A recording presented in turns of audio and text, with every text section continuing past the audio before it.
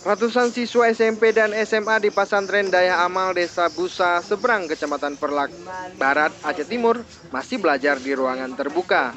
Para siswa memakai bangunan seadanya tanpa dinding dan beratap rumbia. Karena tidak adanya ruangan kelas, pengelola pesantren membangun tempat belajar untuk siswa dengan bangunan seadanya sejak tahun 2012. Siswa dan siswi yang belajar di pesantren ini seluruhnya berjumlah 210 orang.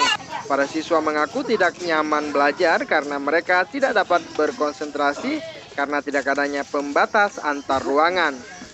Walau belajar di ruangan seadanya, namun minat belajar siswa cukup tinggi.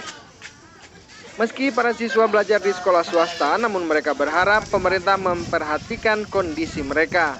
Pemerintah diminta membantu ruangan sekolah agar para siswa belajar dengan nyaman. Dari Aceh Timur, Syed Maulana melaporkan untuk Aceh Video.